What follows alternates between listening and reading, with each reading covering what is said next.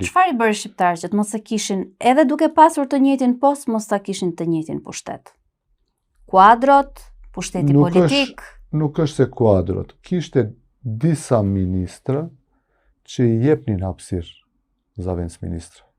Dhe kishim 2 ose 3 zëvendës ministra që arrinin të menaxhojnë me një pjesë të kompetencave të ministrive.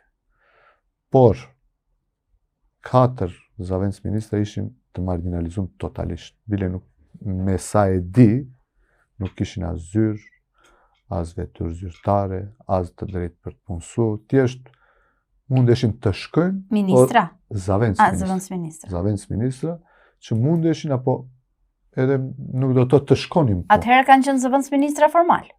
Absolut. Këtë unë gëzohem që para sa ditëve dëgjova edhe Sotri Bilal Kasamin e tha të njëjtën, unë e kam thënë para 1 viti. Gjithashtu zëvendës drejtora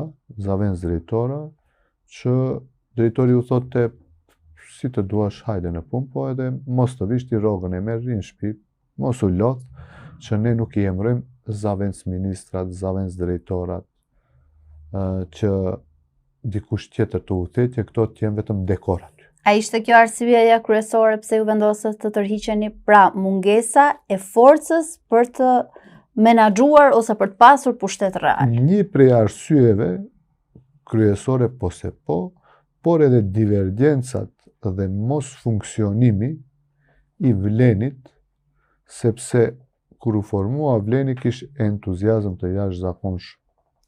Do të thënë kishim kaos, kishim qëllim, bëm rezultat mirë, njerëzit na besuan dhe vërtet menduan se kjo garnitur e sjell ndryshimin dhe tash do jetë më mirë. Se kur e themi ndryshim, ndryshimi mund të jetë më i mirë edhe më i keq.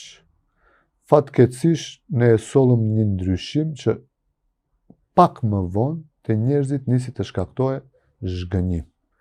Dhe mos funksionimi i ynë si Vlen në mënyrë të koordinuar, edhe pse kemi pasur takime javore, por kryeministri bukur komunikonte me gjithë ne veç e veç. Ne nuk kishim një strukturë, një kuvend përbashkët, një kryesi, një përgjegjës që do të mirret me ekzekutivin apo me drejtorit apo me probleme tjera me të cilët ballafaqohen qytetarët dhe na paraqiten.